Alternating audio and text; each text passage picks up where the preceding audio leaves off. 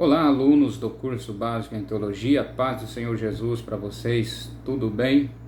Estamos de volta aqui, queridos, para dar continuidade à nossa aula da matéria Profetas Menores. Nós estamos aí estudando esses 14 profetas, profetas menores, e hoje nós vamos estar falando sobre o profeta Zacarias, que é o penúltimo livro desta sessão, tá ok? E nós estaremos encerrando então essa lição de número 5 dessa matéria, com o profeta Zacarias e o profeta Malaquias. Então nesse vídeo estarei falando sobre o profeta Zacarias, no próximo vídeo estaremos falando sobre o profeta Malaquias, ok?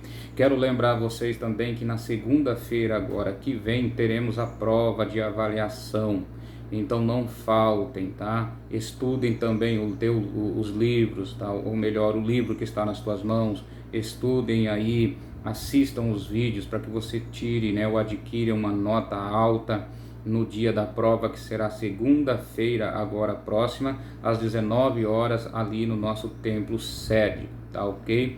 Lembrando também você, querido, sempre estou dizendo isso daqui, eu não vou estar aqui nesses vídeos lendo o livro para você, porque é teu dever você ler o livro aí que está em tuas mãos. Eu vou fazer um comentário paralelo ao estudo do livro, trazendo para você aqui um enriquecimento, para o teu conhecimento, tá ok? Então esse comentário que eu estou dando aqui é um comentário meu, feito aqui por mim mesmo, tá? E você leia o livro e acompanha também o vídeo, assista o vídeo, que isso vai te enriquecer melhor, tá ok?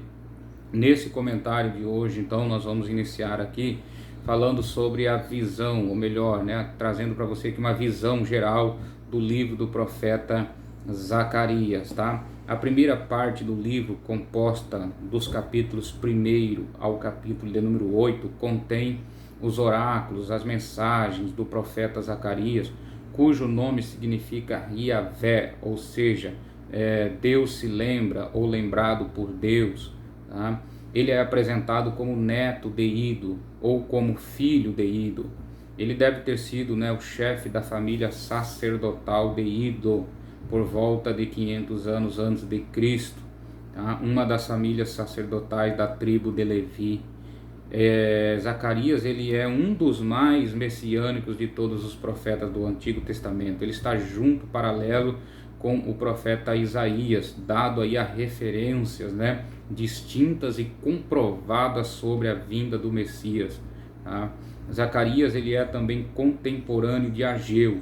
Ele foi um dos chamados profetas pós-exílicos, que viveu aí em uma época em que a comunidade judaica ela procurava reconstruir ali as suas bases de fé e vida social. Sofrendo ainda as amargas consequências do exílio babilônico, o povo sente-se então desencorajado e tem até dúvidas sobre a presença de Deus no meio deles, tá? Então Zacarias, em suas mensagens, profecias, em seus oráculos e visões, ele mostra para o povo que Deus ainda continua a realizar seu projeto através da comunidade judaica. O profeta, ele reanima ali a esperança de um povo que passa por grandes dificuldades materiais e dúvidas de fé, e que por isso é levado à resignação passiva. Zacarias, ele estimula então os seus compatriotas a arregaçarem as mangas para reconstruir o templo, que era símbolo de fé nacional para o povo judeu. Então Zacarias, assim como Ageu, ele se preocupa com a reconstrução do templo de Jerusalém, mas ele dá maior destaque à restauração nacional e às suas exigências de pureza e moralidade. Então essa restauração deve abrir uma era messiânica, na qual o sacerdócio representado por Josué será exaltado, mas na qual a realeza será exercida pelo germe, podemos dizer assim, que é um termo messiânico que o versículo 12 do capítulo 6, ele aplica a Zorobabel, tá? A segunda parte do livro, formada dos capítulos 9 ao 14, foi escrita nos últimos decênios do século 4 a.C., que foi o período em que os gregos dominavam a Palestina, depois da grande campanha de Alexandre o Magno, por volta de 333 antes de Cristo. Então o autor ele olha para o futuro do povo de Deus, tá? Anuncia também o aparecimento do Messias com 3 características. Primeiro, rei, bom pastor e transpassado, tá? Você vai ver estas profecias referente a Jesus, ao Messias, no capítulo 9, tá? No versículo 9 e 10, o capítulo 11, versículo 4 e 17, o capítulo 13, versículos 7 e 9, tá? E capítulo 12, versículo 9 ao 14. Então você depois dá uma olhada nessas referências que eu citei, que você vai ver que é impossível você ler essas referências e não lembrar de Jesus Cristo, né, entrando em Jerusalém, montado em jumentinho, como rei, Messias, ou quando ele afirma ser um bom pastor, quando ele disse eu sou bom pastor, ou ainda sofrendo a paixão da morte, né, na cruz. Porque essas profecias que eu citei aqui, essas referências proféticas que eu citei, vai falar especificamente, claramente de Jesus Cristo. Um exemplo, no capítulo 9, Zacarias fala para, né, em uma visão profética, ele fala, dizendo para Jerusalém, eis que o teu rei vem montado em cima de um jumentinho, filho de uma jumenta. É impossível você ler, né, uma profecia dessa de Zacarias e não lembrar daquele momento em que Cristo entrou em Jerusalém montado em um jumentinho, não é? Ou quando ele vai falar sobre o pastor ser ferido, né, e as ovelhas serem dispersas. Você, né, é impossível você ler e não lembrar de quando Jesus disse eu sou o bom pastor e o bom pastor dá a sua vida pelas ovelhas. Então essas referências que eu citei aqui, essas referências proféticas, apontam claramente para a vida do Messias, ok? Sofrendo ali a paixão e morte na cruz. Depois você pode estar dando uma olhada nessas referências aí que eu citei, ok? A data. A introdução do livro de Zacarias ela foi escrita entre outubro e novembro de 520 a.C., 2 meses após a primeira profecia de Ageu. Tá? O livro ele contém 8 visões, tá? 8 visões do profeta. Tá? Ocorreram aí em fevereiro de 519 a.C. Os capítulos 7 e 8 ocorrem 2 anos mais tarde, em 518 a.C. O capítulo 7 é um retrospecto do passado nacional. E o capítulo 8 ele abre as perspectivas da salvação messiânica. Ambos a propósito de um problema também sobre o jejum, suscitado em novembro de 518 a.C. A referência à Grécia, né, no capítulo 9, versículo 13, pode indicar que os capítulos 9 e 14 foram escritos depois de 480 anos, né, quando a Grécia substituiu a Pérsia como grande poder mundial. Então as profecias que abrangem o livro de Zacarias foram reduzidas à escrita entre 520 e 475 a.C. Não há dúvida sobre a autenticidade dos 8 primeiros capítulos, tá? Mas existem aí evidências de que os versículos 20 a 23 do capítulo 8 são um acréscimo posterior, sendo os versículos 18 e 19 a conclusão primitiva do livro. Há alguém, querido, que acredite, né, que do capítulo 8, da metade dos versículos do capítulo 8 até o capítulo 9, 10, 11, 12, 13 e 14, seja outro Zacarias que profetizou, que escreveu, melhor dizendo, né? Alguém que acredita que depois do profeta Zacarias, há alguns outros, tá, que escreveram ou terminaram de escrever o livro do profeta Zacarias, outros autores, mas isso não vem ao caso, isso são conjecturas, tá? Não temos aí uma base concreta, sólida para afirmar isso daí, tá ok? O livro ele contém, como eu já disse, 8 visões, tá? Então as 8 visões são o cerne da primeira parte da obra, né? E descreve ali antecipadamente a restauração definitiva da comunidade, tá? As 3 primeiras visões, que são os cavaleiros, os ferreiros e o agrimensor, apresentam as fases preparatórias da restauração messiânica, tá ok? Então essas primeiras visões aí, as 3 primeiras visões, os cavaleiros, os ferreiros e o agrimensor, apresentam as fases preparatórias da restauração do Messias, ok? As 2 visões centrais, que é a investidura de Josué, né? Os 2 ungidos dizem respeito ao governo da nova comunidade. E as 3 últimas visões, né, que é o livro, a mulher no alqueire e os cavaleiros, evocam aí as condições da restauração final, tá, ok? Essas visões, querido, que eu citei aqui, elas estão bem, podemos dizer assim, comentadas, esmiuçadas, não é? Em termos assim de representações, né? Podemos dizer o que significa no livro, tá, ok? No livro. Então, se você ler o livro, você vai ver, tá? O que representam essas visões, tá, ok? Não vou comentar aqui porque já está no livro, você procure lá e você vai ver, tá, ok? O contexto histórico. Os exilados que retornaram à sua terra natal em 536 a.C., sobre o decreto do rei dos reis, né, Ciro, estavam entre os mais pobres dos judeus cativos. Cerca de 50.000 pessoas retornaram para Jerusalém sob a liderança de Zorobabel e Josué. Rapidamente, então, eles reconstruíram o altar, iniciaram a construção do templo.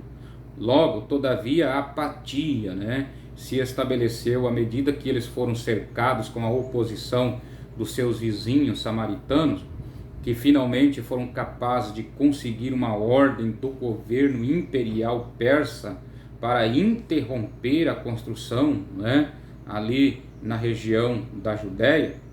Então, durante cerca de 12 anos, a construção ela foi obstruída, ela ficou parada pelo desânimo e pela preocupação com as outras atividades, né? Ageu fala que as outras atividades eram também as suas casas que estavam sendo construídas enquanto o templo estava largado. Então Zacarias e Ageu, eles persuadiram o povo a voltar ao Senhor e aos seus propósitos para restaurar o templo.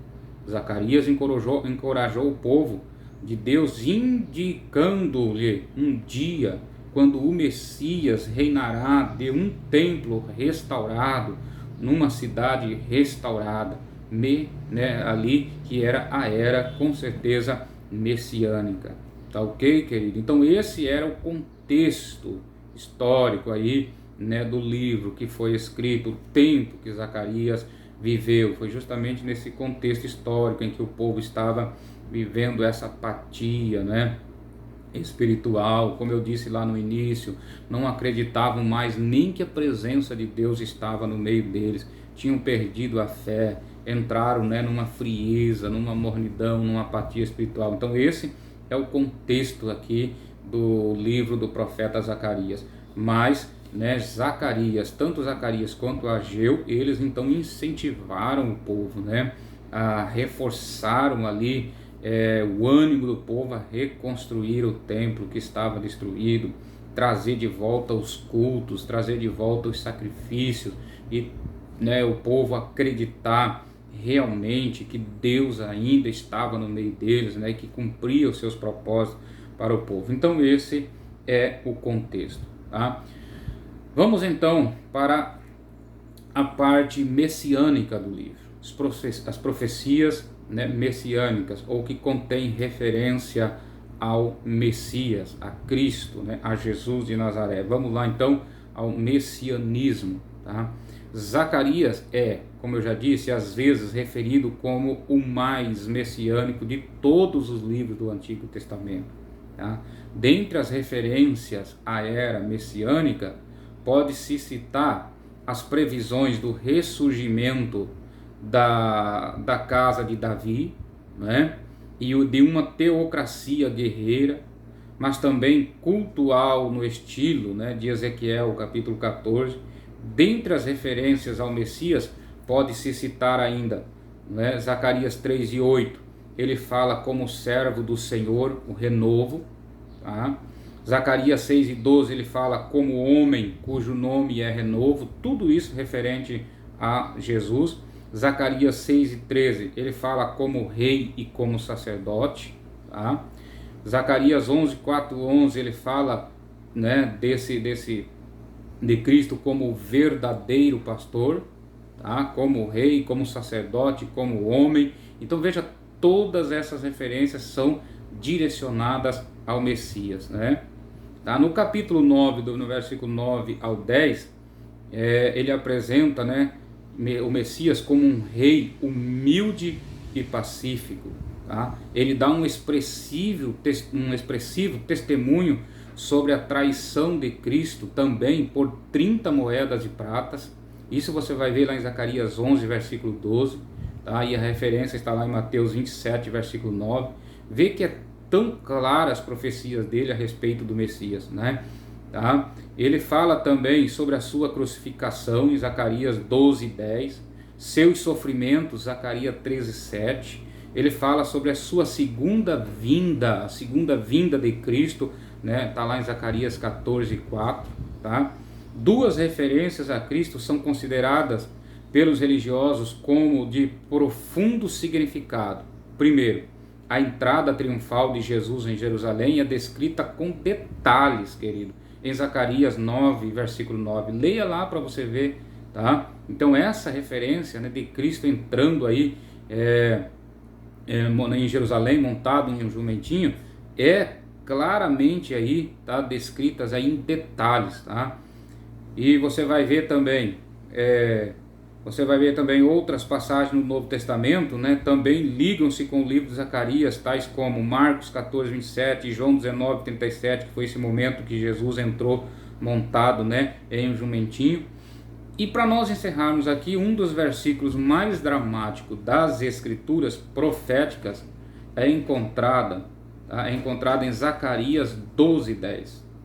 Vou repetir. Então, uma das profecias mais dramáticas das escrituras é encontrada em Zacarias 12:10, quando na maioria dos manuscritos a primeira pessoa é usada, tá? Se você olhar no versículo 10 do capítulo 12, está escrito assim: e olharão para mim a quem transpassaram. Então veja só, né, que alguns religiosos, alguns estudiosos acreditam que era o próprio Cristo falando, porque olha o que ele diz, né? Olha aqui a referência: e olharão para mim. Entendeu? Olha a expressão então que é usado nesse versículo no capítulo 10 e no versículo 10 do capítulo 12, depois você dá uma olhada lá, que a expressão usada ali é olharão para mim. Alguns acreditam, né, que se fosse o próprio Zacarias falando, ele teria falado de olharão para ele, né? E olharão para ele aquele a quem eles transpassaram. Mas o versículo 10 do capítulo 12, tá? Ela está bem clara: e olharão para mim, né? Aquele a quem transpassaram. Então este é um dos versículos mais, podemos assim dizer, mais dramáticos, tá, de todas as profecias referente ao Messias, tá? Leia lá depois para você ver, tá? Então, querido, é muito bom estudar, tá, o livro do profeta Zacarias. Volto a repetir, você depois, tá, leia o livro, tá? Nós estamos aqui com o livro, eu estudei ele, eu li. Ele está bem aqui, podemos dizer assim, mastigado, né? Está bem claro aqui as profecias, tá, do profeta Zacarias, as visões, o que representa, tá, as visões ali que ele teve, o cesto de figos, as duas testemunhas lá, né, os dois ramos de oliveira, tá? Alguém que acredite que é Enoque e Elias. Eu particularmente já digo para você que não é, porque aquelas duas testemunhas que Zacarias viu ali, né, do lado do trono de Deus, naquele tempo fazia referência a Zorobabel e a Josué, que estavam ali, que eram os ungidos do Senhor para levantar aquele templo, tá? Para restaurar aquele templo, tá? Então não creio que fazia referência lá às duas testemunhas do Apocalipse, como muitos acreditam, tá? Se você ler atentamente ali, você vai ver que os 2 ungidos que foi levantado por Deus naquele momento para restaurar o templo, restaurar a ordem social, restaurar o culto religioso, era Josué, o sumo sacerdote, e Zorobabel, o governador civil da Judéia, tá? Então eles foram levantados por Deus naquele tempo como ungido para restaurar tudo isso que estava um caos.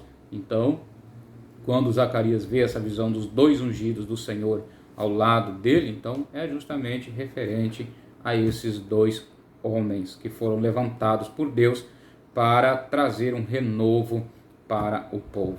Tá ok, querido? Então que Deus abençoe a tua vida, Deus abençoe a tua casa, a tua família, o teu ministério, em nome de Jesus. Volto a repetir, estude, tá, querido? Estude. Busque aí estudar o livro, busque aí você ler o livro, estudar, ler as referências, porque eu tenho certeza que você será muito enriquecido. Eu sempre costumo dizer, tudo está aí no livro, basta você ter uma disciplina com você mesmo, ter um prazer, ter vontade de aprender, tá? Porque os livros, né, os módulos, eles já vêm bem explicados, eles já vêm bem mastigados, tá? Apresentando para você muitas coisas. Então é só você estudar. Esse comentário que nós fazemos aqui é simplesmente para dar algo a mais para você, né? E te ajudar aí você entender algumas coisas a mais. Qualquer dúvida, os irmãos têm o meu WhatsApp, né? Me procurem para tirar as dúvidas. Deus abençoe você em nome de Jesus e até o próximo vídeo, se Deus assim nos permitir.